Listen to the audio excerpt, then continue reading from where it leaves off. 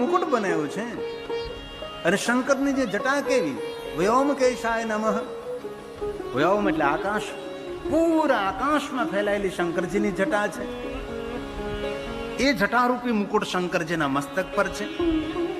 અને જટારૂપી મુકુટની શોભાની વૃદ્ધિ માટે અર્ધચંદ્ર ભગવાન શંકરજીએ ભાલમાં ધારણ કર્યો છે. બીજચંદ્ર છે, ભાલચંદ્ર છે, કિશોરચંદ્ર, શિશુચંદ્ર છે. ચંદ્રમૌલિને નમઃ. અને જગત કલ્યાણ માટે નિરંતર ભગવાન મહાદેવની જટામાંથી ગંગા વહે છે, જે જગતનું મંગલ અને કલ્યાણ કરનારી છે. એ છે માં ગંગાજી. અંગ પર ભસ્મ છે, પૂરા અંગ પર ભસ્મ નો લેપ કરેલો છે. ભાલમાં ભસ્મનો ત્રિપુંડ છે. જોવામાં જટિલ છે, પણ શંકરજી જેવા કોઈ દુનિયામાં સરળ દેવ નથી. જોવામાં અતિ ભયાનક છે, વિકરાળ છે, વિકટ છે. પરંતુ મહાદેવ જેવી સરળતા આ વિશ્વના એક પણ દેવની અંદર નથી. એટલા શિવજી સરળ છે. થોડી ભક્તિથી, ઓછી ભક્તિથી, થોડી પૂજાથી જલ્દી સંતોષ થનારા દેવ, સંતુષ્ટ થનારા દેવ આશુતોષ એ ભગવાન શંકર છે. એ વંદે શિવમ શંકરમ.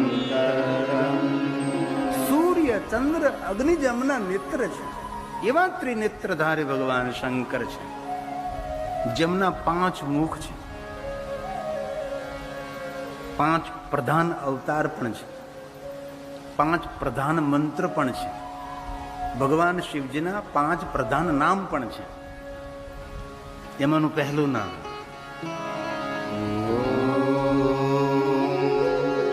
સદ્યો જાતાય નમઃ. શિવ મહાપુરાણ અંતર્ગત શતરુદ્ર સંહિતાની અંદર વિસ્તૃત વર્ણન છે કે ભગવાન શંકરજીના 5 અવતાર, 5 મંત્ર, એમના 5 કાર્ય. પંચમુખા મહાદેવ, ભગવાન શંકરજીનું બીજું મુખ, વામ દેવાય નમઃ.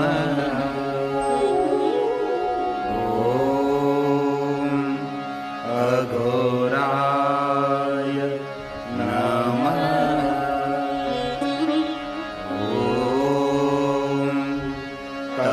પુરુષાય નમઃ. ઓમ ઈશાનાય નમઃ. આ 5 નામ બોલીને ભગવાન શિવની પૂજા કરવાનો અધિક મહિમા કયો છે. 5 મંત્ર બોલીને ભગવાન શિવની પૂજાને વંદના કરવી. ભગવાન શંકરની પૂજા માટે અલગ અલગ મંત્ર સ્તોત્રનો બહુ જ મહિમા છે. પરંતુ આ મંત્ર સ્તોત્ર આ દરેક નામો કંઠસ્થ ન હોય તો પંચાક્ષર મંત્ર બોલીને ભગવાન શિવની પૂજા આદર સાથે કરી શકો છો. અધિકમાં અધિક પુણ્યને ફળ આપનારી પૂજા એ પંચાક્ષર મંત્રથી શિવની કરેલી પૂજા. જલાભિષેક ભગવાન શંકરજીને કરો છો, જરૂર રુદ્રી પાઠ કરીએ. ભગવાન શંકરજીના 1000 નામ બોલીએ, અસંખ્ય મંત્ર સ્તોત્ર બોલીએ, પણ તેના કરતા અધિક ફળ કહ્યું છે પંચાક્ષર મંત્ર બોલી શિવજીને જલાભિષેક કરો. શિવ સરળ દેવ છે. કઠિન મંત્રો આવડે, કંઠસ્થ હોય તે તો પ્રણમ્ય છે, એ તો વંદનીય છે, એ તો ધન્ય છે, એ તો દર્શનીય છે કે જેમને કઠિન કઠિન મંત્ર સ્તોત્ર મુખપાઠને કંઠસ્થ હોય તે તો વંદન કરવાને યોગ્ય છે. પણ એ બધું જ કંઠસ્થ અને મુખપાઠ ન હોય, સરળમાં સરળ, શિવ જેટલા સરળ તેટલો મંત્ર પણ તેનો સરળ. ઓમ નમઃ શિવાય, ઓમ નમઃ શિવાય બોલીને શંકર ભગવાનને જલાભિષેક થઈ શકે છે. અને બહુ દિલથી, બહુ હૃદયથી કહું છું, જે શિવજીને જલાભિષેક કરે છે તેના એક પિતૃ નહીં, તેના 1000 પિતરો શિવલોકને પામે છે. એ છે ભગવાન શિવજીને જલાભિષેક. પ્રાતકાલે ભગવાન શંકરજીને જલાભિષેક કરવો એ તો આપણું કર્તવ્ય છે ને. જે પ્રાતકાલ સવારમાં ભગવાન શંકરજીને જલાભિષેક નથી કરતો એ તો પ્રકૃતિનો ઋણી રહે છે. આ પ્રકૃતિના ઋણમાંથી મુક્ત થવા માટે શું કરવું? તો કે શિવજીને જલાભિષેક કરો. પ્રકૃતિનું ઋણ સૂર્ય પ્રકાશ આપે છે, ચંદ્ર શીતળતા આપે છે, આ વૃક્ષો આપણને પ્રાણ આપે છે, જલ પાવન કરે, અગ્નિ, આ સમગ્ર પ્રકૃતિ સૃષ્ટિ આપણને જીવન દાન આપે છે. એ સર્વ પ્રકૃતિના ઋણમાંથી શિવ અર્ચન, શિવાર્ચન, શિવ પૂજા એ શ્રેષ્ઠ ઉપાય છે. શિવ મહાપણ અંતર્ગત કહ્યું ભગવાને કે દુનિયાના લાખ દેવી દેવતાઓની ઉપાસના કરો, પરંતુ આ પ્રકૃતિના ઋણમાંથી મુક્ત થવું હોય તો શિવાર્ચન બહુ જરૂરી છે. ભગવાન શિવની પૂજા બહુ જ આવશ્યક છે. જે જીવનમાં શિવાર્ચન, શિવ પૂજા નથી કરતો એ પ્રકૃતિનો ઋણી રહે છે. તેથી ડાહ્યા માણસો રોજ શિવાર્ચન કરે છે, ભગવાન શિવની પૂજા કરે છે, નિત્ય ભગવાન શંકરજીને જલાભિષેક કરે છે. અને બહુ દિલથી આદરથી કહું છું, જે ભગવાન મહાદેવને જલાભિષેક કરે છે ને, તેને કોઈ ન હોય પિતૃ પીડા, તેને ન કોઈ ગ્રહ પીડા, ન કોઈ પિતૃ દોષ, ન કોઈ સર્પ દોષ. સર્વ દોષમાંથી નિર્દોષ જાહેર કરનારો આપણો દેવ ભગવાન શંકર છે, ભગવાન મહાદેવ છે. તેથી જેને જેને શિવ ભક્તિ પ્રાપ્ત થાય, સફલમ જીવતમ, તેનો જન્મ લેવો સફળ, આ ધરતી પર તેનો ફેરો સફળ છે, આ તેની જન્મ યાત્રા સફળ છે, તેનો જન્મ સફળ, જીવન સફળ, અને મૃત્યુ પણ તેનો સફળ છે. જેને શિવની ભક્તિ પ્રાપ્ત થઈ છે, જેને મહાદેવની ભક્તિ મળી છે, બહુ જન્મોના પુણ્યથી શંકર ભગવાનનું નામ લેવાનો સંકલ્પ થાય છે. બહુ જન્મના પુણ્યો જ્યારે એકત્ર થાય ત્યારે મનમાં એવી ઈચ્છા પ્રગટ થાય કે હું શિવનું નામ લઉં, હું શિવનું ભજન કરું, હું શિવાર્ચન કરું, શિવ પૂજા કરું, હું શિવજીનું દર્શન કરવા શિવાલય જાઉં. જેના પૂર્વજો શિવ ભક્ત હોય, જેના પરિવારમાં શિવ ભક્તિ થતી હોય, જેના મુખમાં શિવનું નામ હોય, એ મુખ એ મુખ નથી, એ તો સાક્ષાત ગૌમુખ છે, એ તો સાક્ષાત તીર્થ છે. અને આપણને સૌને આ કથાનો, આ વર્ષના પ્રારંભમાં કથા શ્રવણનો લાભ મળ્યો છે. એ પુણ્ય ધોળા બાપાનું, અને એ પુણ્ય ઉતરો છે સુરેશભાઈમાં, અને સુરેશભાઈ ધોળાભાઈ પટેલના માધ્યમથી આપણને અવસર પ્રાપ્ત થયો. ગઈકાલે થોડુંક આમ અસ્ત વ્યસ્ત હતું મંડપની અંદર, જ્યાં પગ મૂકો ત્યાં પાણી પ્રગટ થતું હતું, પણ આજે તો એટલો સુંદર મંડપની અંદર વ્યવસ્થા ઊભી કરી છે. મને કહ્યું કે રાતની મોડી રાત સુધી મંડપમાં સ્વયંસેવકો વસંતભાઈની સાથે અને સ્વયં સુરેશભાઈ પટેલ એમના કુટુંબીજન સાથે, મિત્રો સાથે મંડપમાં રાત્રે કામે લાગેલા હતા, અને બધું સ્વસ્થ અને ચોખ્ખું કર્યું છે. બાકી તો ગઈકાલની સ્થિતિ આપણે જોઈ હતી. આપણે મંડપમાં ચાલીએ છીએ કે ખેતરમાં આલીએ કાંઈ ખબર નહોતી પડતી. એટલી માટી, એટલો ગારો, કારણ કે વરસાદ પડ્યો હતો. અને પ્રભુએ ખૂબ કૃપા કરી છે. ગગન પણ, આકાશ પણ ખુલ્લું થયું છે. સૂર્યનારાયણ ખૂબ કૃપા વરસાવી રહ્યા છે, અને સુંદર પ્રફુલ્લિત આહલાદિત વાતાવરણ છે. દિવ્ય વાતાવરણની અંદર તમે પણ દિવ્યતાપૂર્વક પ્રસન્ન મુખ મુદ્રાથી ભગવાનની કથાનું શ્રવણ કરી રહ્યા છો. કારણ કે અહીંયા બેઠા બેઠા સૌની મુખાકૃતિના દર્શન મને થાય છે, અને આપની મુખાકૃતિને પ્રસન્નતાપૂર્વક જોઈ અને મારું હૃદય તો પ્રસન્ન થાય છે.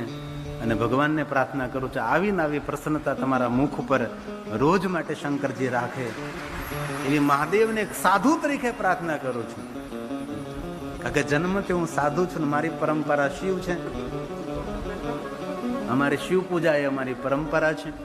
શિવની આરતી, શિવની પૂજા, શિવાલયોમાં અમારો ઉછેર થયો છે. અને જે જે શિવ ભક્ત છે એ પ્રણમ્ય છે, એ ધન્ય છે. તેથી સ્ટેજ ઉપર, આજુબાજુમાં, સામે બેઠક વ્યવસ્થા, એટલી સુંદર વ્યવસ્થા ઊભી કરી છે. સુરેશભાઈ મને કહ્યું કે બાપુ, જે કાલે હતું એવું આજ મંડપમાં નથી. આજ મંડપની અંદર કંઈક અલગ જુદી જ વ્યવસ્થા કરી છે. પગ મૂક્યો તો એમ લાગ્યું કે વાહ, અતિ સુંદર. ખૂબ ખૂબ ધન્યવાદ સુરેશભાઈ. વસંતભાઈને પણ ખૂબ ખૂબ ધન્યવાદ કે એમનો અતિ પુરુષાર્થ, આપ સૌનો પુરુષાર્થ, અને આ મંડપની સુંદર દિવ્યતા ભાઈ તેજસ સુરેશભાઈનો દીકરો આદરથી કથા સાંભળે છે, બહુ આદરથી સાંભળે છે. શ્રોતા તો વક્તાને ઓળખી શકે છે, પણ વક્તા શ્રોતાને ઓળખવામાં ભૂલ પણ ન કરે. જેથી આપની એકાગ્રતા, આપની સ્થિરતા, નહીતર કેવું હોય, અમારો આયોજક ખર્ચ કરે કથાનો, પણ એ પોતે કથા ન સાંભળે. કોણ આવ્યું ને કોણ ગયું એમાં જ એનું ધ્યાન હોય. કેટલા મહેમાન આવ્યા છે, કેટલા કોણ આવ્યા છે, શું કર્યું છે, આ છું, એમનું કથામાં ચિત્ત જ ન રહે. પણ ભાઈ તેજસભાઈ, આપને વિશેષ પ્રકારે ધન્યતા આપું છું કે આપ બહુ શાંત ચિત્તથી ભગવાનની કથા સાંભળો છો. ભગવાનની કૃપા આપના પર વરસતી રહે અને તમારી જે કાંઈ કામના હોય એ મારો શંકર પૂરી કરે, એવી સાધુ તરીકે શિવને પ્રાર્થના છે. 1 મિનિટ માટે જય શંકર, જય શિવ. જય શિવ મહાદેવા, દયા કરો. જય શિવ મહાદેવા, દયા કરો. જય શિવ મહાદેવા, દયા કરો. જય શિવ મહાદેવા, દયા કરો. જય શિવ મહાદેવા, દયા કરો.